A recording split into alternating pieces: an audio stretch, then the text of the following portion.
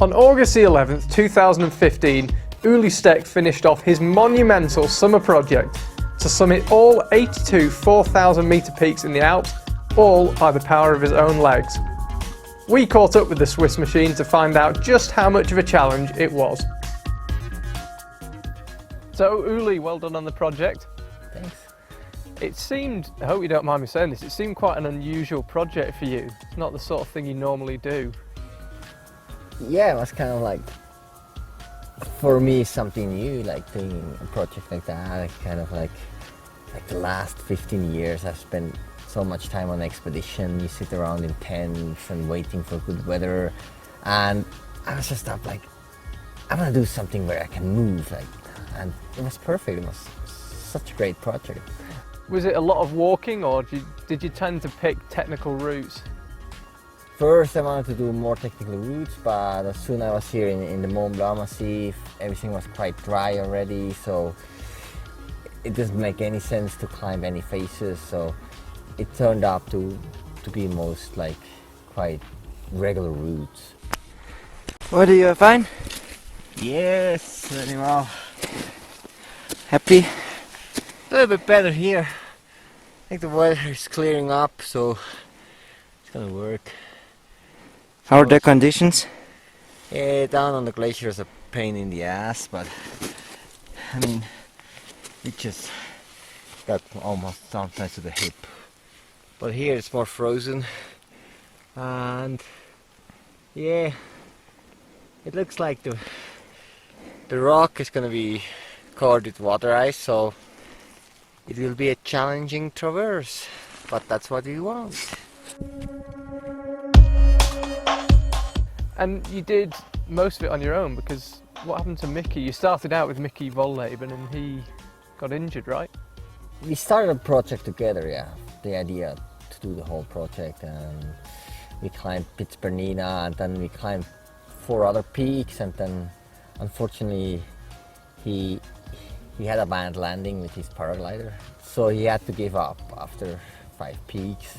So that was kind of like a hard situation for me, because like after 5 peaks it seems like, oh, the project is over, and I was like, no, I can't stop, you know, like this is impossible. So it turned out completely different and actually quite fun, because I climbed with so many different people, which was on the end part of the project. I climbed 30 peaks I climbed solo, and 52 I climbed with different partners, and so each mountain or each partner gave a different input or makes a different story. That was kind of cool.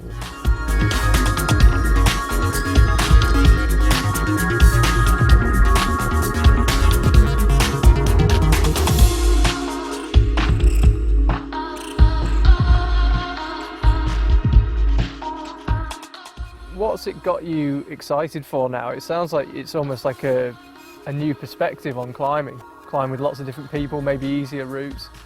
It was like a personal challenge, you know. It's not like a first ascent or something like that changes like alpinism. For me, I was curious, can I keep moving like for such a long period? You know, you have to be careful, and I did some long days, like the last day on Bar des Écrins, I did like 47 kilometers and 3,200 vertical meters, so that's quite distances, you know, and you do that every day, so I was quite curious if my body can hold that. Can you tell us why the day was so long on the Bar des Écrins? Did you go directly to the summit? The Bar des Écrins kind of like, you know, it's the last summit, easy summit, so it's kind of like, I just wearing running shoes, and I left in the morning, and it was dark, and I mean, there's a big trail, and I got on the trail, and there was a sign, and there was like, okay, that's Glacier Blanc and Glacier Noir.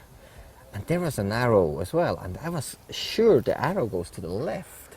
And I was like running up a trail, and running, and I was like, this is kind of weird. But I was sure in my mind, I'm on the right side, because I had this sign. And I ran up to the end of the valley, where I was like, that's not Bar des Écrins, that's the wrong side. So I took Google Maps, and I was like, uh-oh, I'm on the wrong side of the mountain. So I had to run down again the parking lot, and start again. 8 o'clock, I was back on the parking lot. I ran almost for 4 hours since the beginning before I started again. This time, the right valley. When you see that trail during the day, it's like it's kind of hard to miss it, but I did.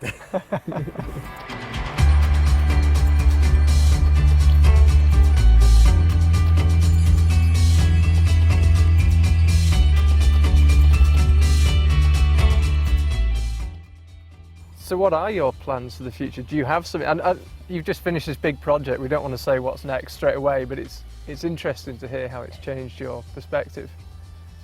You know, if you have like right now in this moment, you feel like so excited and you want to keep going. You know, but you know, also now I have to take a little break. But I think there are a lot of things I like to try out. Like, yeah, maybe link ups, like different kinds, or there are other ideas to do some traverses like I did now in the Alps, which for me was just pure fun. So it was not suffering, it was just having fun every day. So I think there's some other mountain range which you could do the same way. And of course I still have this idea to go back to the Himalayas and do like the 8,000, some routes on 8,000 meter peaks. That's still in my mind. That still excites you, even Yeah. after something completely different like this? Oh yeah, of course. I haven't lost that motivation for the 8,000 meter peaks. It's just like, I think it was a really good break for me to do something different, and it opened my eyes a little bit. It gives me new perspectives as well. But still, this 8,000 meter peaks project, I think that's still in my mind and it's still my heart.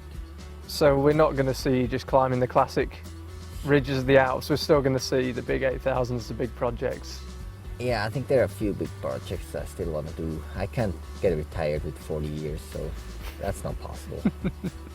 Well, best of luck and thanks for swinging by to talk to us. Thank you, Charlie.